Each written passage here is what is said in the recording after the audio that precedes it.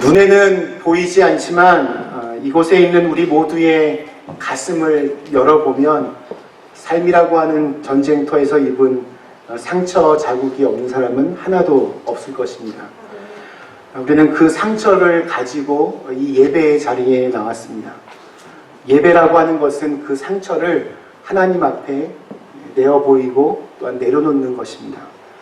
하나님께 그 상처를 솔직하게 열어 보일 때 하나님은 그것을 또 다른 새로운 은총의 계기로 바꾸어 주십니다. 그것이 신앙의 신비입니다. 지금 이 시간 온 마음을 다해서 주님의 얼굴을 구하는 우리 사랑하는 그린빌 가족 한 분 한 분의 삶과 또 가정과 섬기시고 경영하시는 모든 일터를 위해 우리의 모든 상처를 싸매주시고 또 회복시켜 주시는 하나님의 놀라운 은혜가 함께 하시기를 간절히 기원합니다.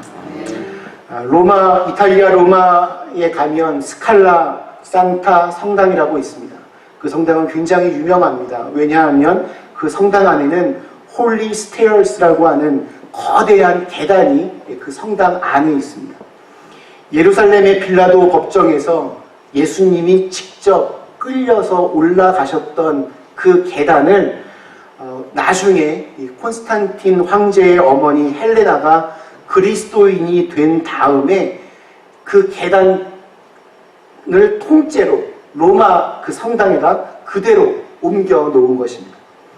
모두 28개의 계단으로 이루어진 곳인데 한 계단을 오를 때마다 옛날 중세시대 사람들은 연옥에서 받을 형벌이 한 계단 오르면 9년이 감해진다라고 하는 교리가 있어서 수많은 순례자들이 그곳을 기도문을 외우면서 그냥 올라가지 않고 무릎으로 그 계단을 한 계단 올라가고 기도하고 한 계단 올라가고 기도하고 이렇게 28개의 계단을 올라갔습니다. 1501년 한 수도사가 그 계단을 그렇게 올라가고 있었습니다. 온몸은 땀으로 흠뻑 젖었고 무릎은 피투성이가 되어가고 있었습니다. 이렇게까지 정말 힘들게 정말 고생하며 내 죄의 문제를 해결하기 위해서 노력하면 분명히 저 마지막 28번째 마지막 계단에 올라가면 굉장히 큰 안식과 구원을 받을 수 있을 거다 믿었기 때문에 한 계단 한 계단 고통을 참아가며 그렇게 올라갔습니다. 그렇게 올라가던 중에 갑자기 로마서 1장 17절 말씀이 강하게 들려왔습니다. 오직 의인은 믿음으로 말미암아 살리라. 아멘. 마지막 계단을 하나 앞두고 이 수도사가 벌떡 일어나서 계단을 그냥 내려왔습니다. 그리고는 외칩니다. 구원은 믿음으로 얻는 것이지 이렇게 고행을 하며 얻는 것은 아니다. 이 사람이 얼마 뒤에 이 로마 카톨릭 교회의 부패상을 비판하면서 비텐베르크 교회 대학교회 정문에 95가지의 반박문을 붙이고 종교개혁 운동을 시작하게 됩니다.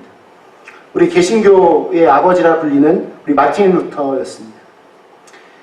마틴 루터의 종교개혁 정신에 따라 시작된 우리 그 개신교회는 그러므로 사람이 구원을 얻는 것은 율법을 정말 잘 100% 지키거나 우리가 무엇인가를 이렇게 행해서 얻는 것이 아니라 믿음으로 아무런 값 없이 얻는 것이라고 고백합니다.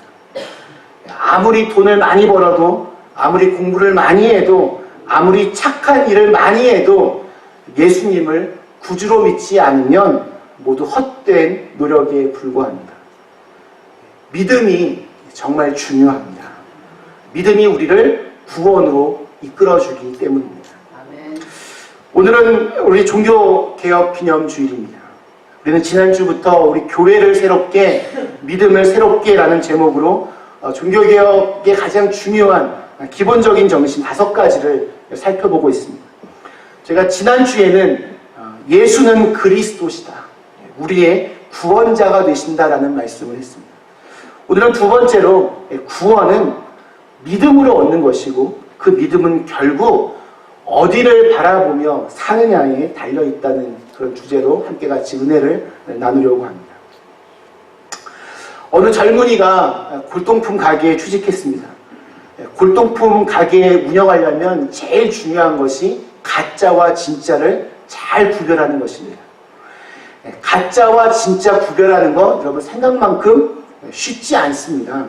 요즘에는 워낙 가짜도 거의 진짜 같아서 특히 우리 한국 같은 곳은 뭐 거의 뭐 명품 가방 이런 거 거의 뭐 99.9% 똑같이 만든다라고 그럽니다.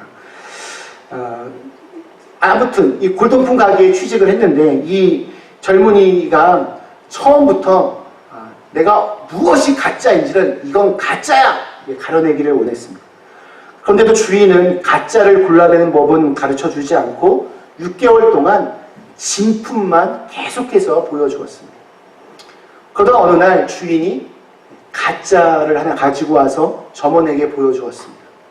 놀랍게도 그것을 보자마자 가짜라는 것을 알 수 있었습니다. 진짜만 계속해서 보니까 가짜를 금방 알아볼 수 있었던 것입니다. 보는 것 참으로 중요합니다. 내 눈앞에 무엇이 있느냐, 내가 무엇을 지금 보고 있느냐에 따라서 인생이 달라지기 때문입니다. 학생의 눈에는 항상 책이 보여야 좋은 성적을 거둘 수 있을 것입니다. 선생님의 눈에는 제자가, 의사의 눈에는 환자가, 목사의 눈에는 성도가, 정치가의 눈에는 국가의 장래가, 또 우리 어머니, 아버지의 눈에는 가정의 행복이 보여야 정말 그렇게 됩니다. 올바른 것을 잘 봐야 그대로 그 삶을 살아갈 수 있습니다. 사람은 보는 것에 따라서 인생이 달라집니다. 오늘 이 아침에 우리가 읽은 말씀에는 불평과 원망으로 살다 죽는 사람들이 등장합니다. 애굽에서 나와서 약속의 땅으로 가는 길이 이게 자기들의 예상만큼 쉽지가 않았습니다. 이스라엘 백성들은 그래서 툭하면 하나님과 모세를 원망했습니다. 잘 살고 있던 우리를 왜 애굽에서 굳이 끄집어내어서 이 광야에서 죽게 했느냐고, 먹을 것도 모자라고 마실 물도 모자란다고 매일같이 먹는 만나와 메추라기도 정말 지긋지긋하다고 그렇게 불평을 했습니다. 성경은 보면 불평과 원망의 죄를 간단하게 취급하지 않습니다. 굉장히 중요한 문제로 다룹니다. 오늘도 하나님께서 불뱀떼를 보내서 이 백성들을 물어 죽게 만드셨습니다. 당황한 백성들이 그제서야 하나님께 용서를 구하기 위하여 모세를 먼저 찾아왔습니다. 모세가 하나님 앞에 엎드려서 기도합니다. 하나님, 이 백성들을 이대로 죽어가게 하시겠습니까? 용서하시고 좀 살려주십시오. 하나님의 음성이 들려옵니다. 장대 높은 곳에 노스로 만든 노뱀을 만들어서 거기에 매달아라. 누구든지 그것을 쳐다보는 사람들은 낫게 될 것이다. 그리고 말씀에 순종하여서 그 노뱀을 쳐다보는 사람들은 모두 나았다. 이게 오늘 저희가 읽은 말씀입니다. 그렇다면 어떠한 사람들이 여러분 이 불뱀에 물렸습니까? 우리 4절에 보면 길로 말미암아 백성의 마음이 상했다라고 되어 있습니다. 마음이 상했습니다. 마음이 상했는데 아직 치유를 받지 못했습니다. 속은 상하여서 썩은 냄새가 진동하고 있지만 고침을 받지 못한 여전히 그 상한 마음 그대로 살아있던 사람들. 그래서 그 상한 마음 때문에 불평과 원망을 입에 달고 다니던 사람들이 불뱀에 물렸습니다. 세상에서 살다 보면 그렇게 마음이 상할 일들이 참 많이 있습니다. 우리가 속상하다, 마음 속이 상했다라는 말입니다. 부부간에도 속상한 일들이 있고 자녀들 때문에 마음 상하는 일도 정말 매일같이 벌어집니다. 사업 때문에도 속상하고 이웃과의 관계 때문에도 속상하고 심지어 교회 생활 속에서도 마음의 상처를 입을 때가 있습니다. 그래서 교회 잘 다니시던 분들이 안 다니셔서 물어보면 나 상처받았어요. 이렇게 얘기합니다. 이 마음의 상처가 치유받지 않은 채 그냥 불평을 그대로 이 마음에 담고 사는 것은 대단히 위험합니다. 신앙생활 잘하다가도 이 마음의 작은 상처 하나에 모든 것이 와르르 무너질 때가 있습니다. 예배도 무너지고 행복도 무너지고 사역도 무너지고 좋은 관계도 그 작은 마음의 상처 하나로 무너질 때가 있습니다. 지금 이렇게 마음이 상한 분들이 계십니까? 속상한 분들이 계십니까?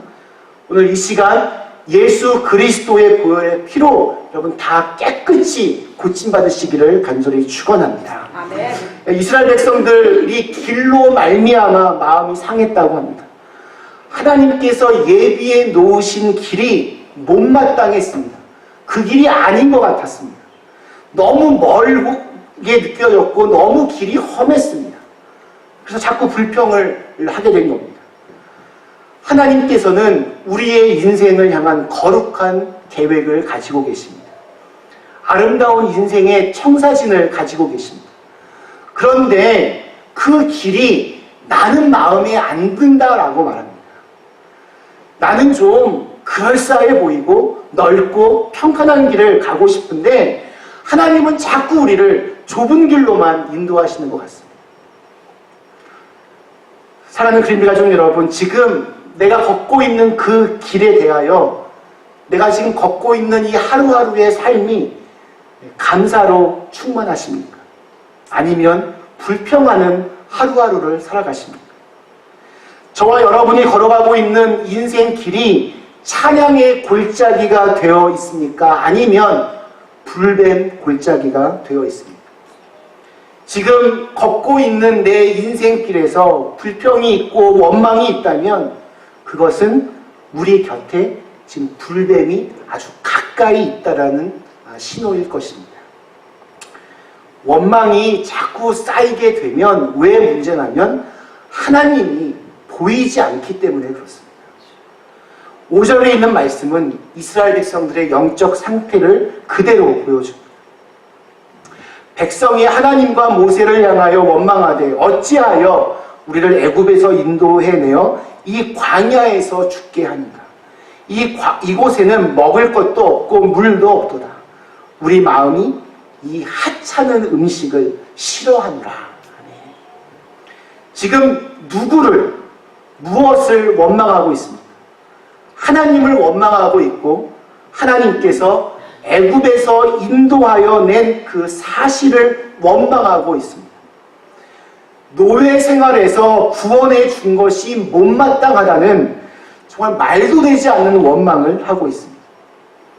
이 불평과 원망의 마음은 전염성이 굉장히 심합니다. 나 혼자 그러면 좀 괜찮은데 이것이 고스란히 내 주위에 있는 모든 사람들에게 전염이 됩니다. 어떤 사람이 2마리 앵무새를 각각 다른 3장에서 길렀습니다. 한 마리에게는 노래를 가르쳐 주었고 한 마리에게는 재미삼아 욕하는 방법을 가르쳐 주었습니다. 앵무새는 주인이 가르쳐 준 그 말들을 그대로 따라 했습니다. 이쪽으로 가면 앵무새가 노래를 하고 이쪽으로 가면 앵무새가 욕을 했습니다. 어느 날 주인이 이 2마리를 한꺼번에 두면 어떤 말을 할까 궁금해서 며칠 동안 앵무새를 함께 놔두었습니다. 며칠 후 주인이 앵무새 곁으로 다가갔습니다. 그랬더니 뭐라고 그랬는지 아십니까?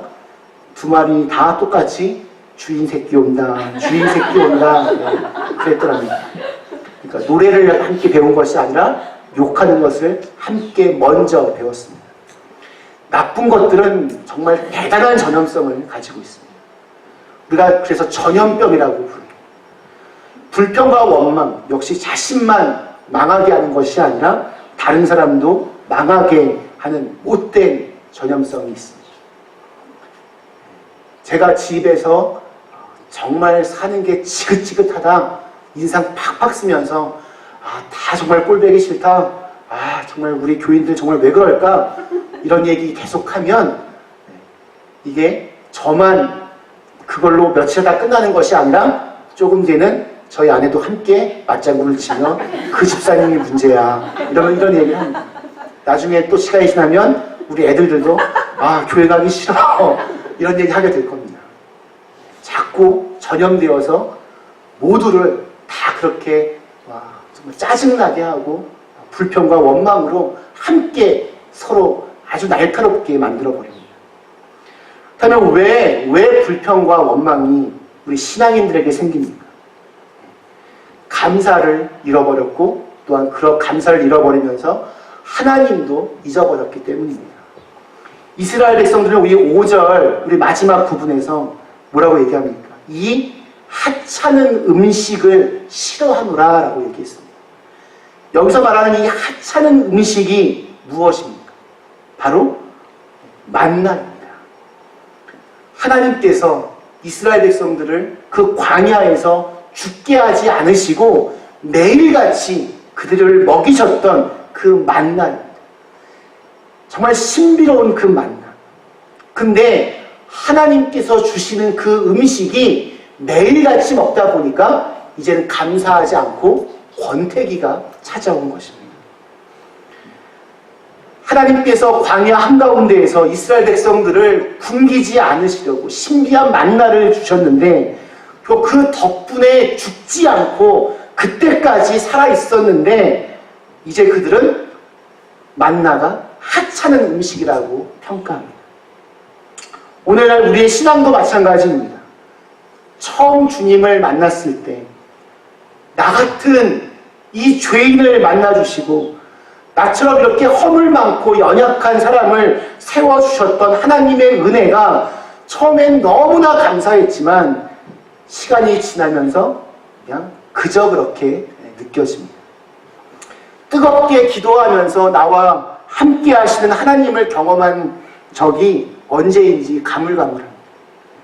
힘들 때 찬양하면서 모든 두려움과 불안함을 이겨냈던 기억이 나긴 나는데 지금은 잘 모릅니다.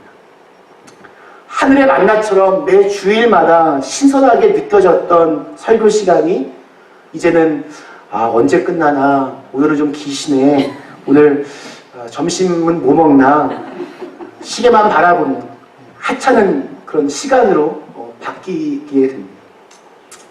혹시 이 중에는 그런 분이 안 계시겠지만 혹시라도 그런 분이 계시다면 지금 불뱀에 물려 있는 상태입니다. 지금 불뱀의 골짜기에서 불뱀에 물려 죽어가는 것은 나 아닌 다른 사람들만의 이야기가 아닙니다. 저도 여러분도 실은 불뱀에 물릴 만한 곳에서 지금 살아가고 있고 불뱀에 물릴 수밖에 없는 연약하고 허물 많은 죄인들입니다. 하나님의 계획을 내가 믿고 나를 인도하시는 그 손길에 의지하고 하나님께 감사하는 일을 자주 잃어버리는 영적인 건망증에 시달리는 사람들입니다. 그러나 사실 우리가 신앙생활 왜 합니까? 우리가 불완전하기 때문에 필요한 것입니다. 예수 믿는 사람이 왜 저 모양이냐 하는 이야기를 종종 듣기도 하고 또한 내가 하기도 합니다. 그러나 그 모양밖에 안 되기 때문에 오늘 하나님 앞에 찾아 나온 것 아니십니까? 실패하는 죄인이기 때문에 오늘도 엎드려 기도하는 것 아니겠습니까? 거기서부터 여러분 새로운 희망이 시작되는 것입니다. 무서운 불뱀에게 물린 사람들, 정말 마귀의 그 독소에 온 피가 멍든 사람들에게 구원의 소식이 선포되었습니다. 놋뱀을 쳐다본 즉 살게 될 것이다. 장대 위에 매달린 놋뱀은 십자가 위에서 죽으신 예수 그리스도를 상징합니다. 이 우리 인류를 구원하시기 위해서, 나를 구원하시기 위해서 예수님께서 십자가에 달리셨습니다. 내가 죽어야 될 그 죽음의 자리에 주님이 피 흘리고 돌아가셨습니다. 누구든지 그래서 그것을 바라보고 그것을 의지하고 앙망하는 자는 구원을 얻게 되었습니다.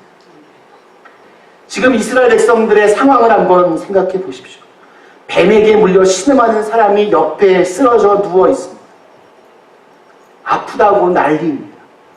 우리는 죄의 결과를 똑똑히 알고 있습니다. 욕심이 잉태한 즉 죄를 낳고 죄가 장성한 즉 사망을 낳는다. 모든 사람이 죄를 범하였음에 하나님의 영광에 이르지 못하니라. 마귀가 쳐놓은 올무에 걸려든 사람, 이 불뱀에 물린 사람을 구원할 수 있는 방법은 세상 그 어디에도 없습니다. 내 지식도 내 돈도 내가 가지고 있는 거 가지고 여러분 구원할 수 없습니다. 그러나 여기 이 원망의 광야에서 불뱀에 물려 상처받은 심령들을 향한 구원의 소식이 들려왔습니다. 놋뱀을 만들어 장대 위에 다니 뱀에게 물린 자마다 놋뱀을 쳐다본 즉 모두 살더라. 장대 위에 달린 놋뱀을 보는 것이 무슨 치유의 효과가 있겠습니까? 독뱀에 물려서 고통과 비명 가운데 죽어가는 사람들을 향하여서 그 장대 위에 매달린 그 놋뱀을 쳐다보라니 이 얼마나 어이없는 일이겠습니까? 그런데 그곳을 바라본 사람들은 살았습니다. 여기에 능력이 있습니다. 하나님께서 말씀하셨기 때문에 하나님의 약속이기 때문에 그래서 살아난 것입니다. 아멘. 하나님이 약속은 하셨는데 가끔 약속을 어기시기도 하신다. 하나님 우리에게 가끔 거짓말도 하신다. 그렇지 않습니다. 그런 하나님은 없습니다. 하나님은 약속하신 말씀은 반드시 성취하십니다. 바라보아야 할 것을 바라보는 것, 바로 그것이 믿음의 능력입니다. 어떤 사람들은 그 뱀을 볼 때 그냥 누워서 뱀을 보기도 했을 것이고, 어떤 사람들은 좀 더 가까운 데서 보려고 열심히 뛰어서 그 뱀 앞에 왔을 수도 있습니다. 어떤 사람은 엄마가 저거 보면 안 죽는데 그냥 손에 질질 끌려서 와서 봤을 수도 있습니다. 중요한 것은 어느 누구나 어떠한 모습으로 왔든지 장대에 높이 매달린 놋뱀을 쳐다보기만 하면 구원을 얻었습니다. 다른 것은 필요 없었습니다. 돈을 내야만 볼 수 있는 거 아니었습니다. 바라보기 전에 내가 또 뭔가 이렇게 해야만 볼 수 있는 것도 아니었습니다. 그냥 바라보면 사는 것이었습니다. 그것을 믿음으로 바라보면 사는 것이었습니다. 이미 불뱀에 물렸어도 이를 악물고 바라봐야 됩니다. 사람들이 주위에서 수군거리며 그거 갖고 되겠어? 비웃어요. 필사적으로 십자가 위에 계신 예수님을 내가 계속해서 바라보면 결국에는 삽니다. 그 바라보는 힘이 바로 믿음이고 구원입니다. 생명입니다. 말씀 마치겠습니다. 사랑하는 그림가족 여러분, 오늘 우리에게는 믿음이 필요합니다. 하나님은 반드시 살 길을 열어주십니다. 하나님이 인도에 내셨는데 광야에서 모두 죽었다? 말도 되지 않습니다. 감당할 수 없는 시험은 주시지 않습니다. 우리가 죄를 지을 때 가끔 회초리를 드시기는 하지만 우리를 죽게 하지는 않으십니다. 우리를 사랑하시기 때문입니다. 아무리 여러분 믿음이 좋아도, 아무리 교회에 오래 다녔어도, 아무리 목사고 장로고 권사고 집사여도, 아무리 내가 하나님에 대한 분명한 체험이 있었어도 누구나 다 불뱀에 물릴 때가 있습니다. 그만큼 인간이라고 하는 동물이 건망증이 심하고 연약한 존재이기 때문에 그렇습니다.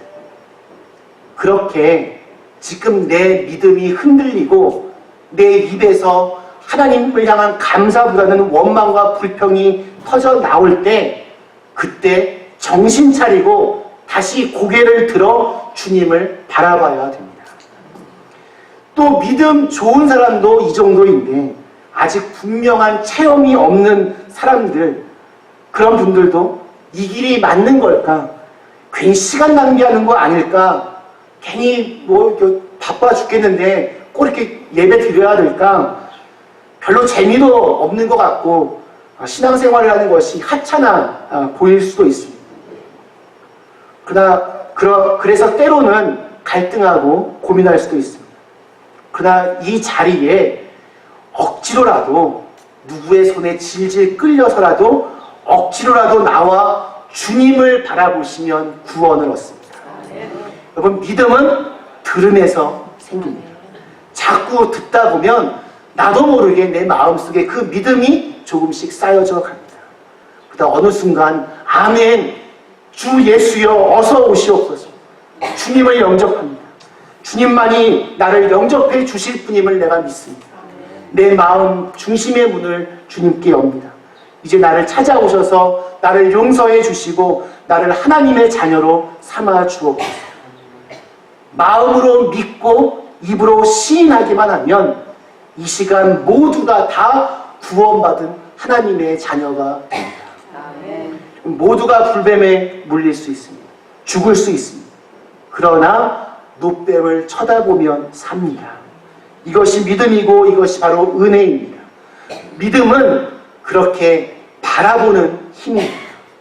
우리의 마음속에 있는 여러 상처와 또 원망과 불평을 모두 다 십자가에 못 박고 예수 그리스도를 바라보면서 새로운 생명을 살아낼 수 있는 저와 여러분이 다 되시기를 주님의 이름으로 간절히 축원합니다. 주신 말씀을 생각하며 잠시 함께 같이 기도하시겠습니다.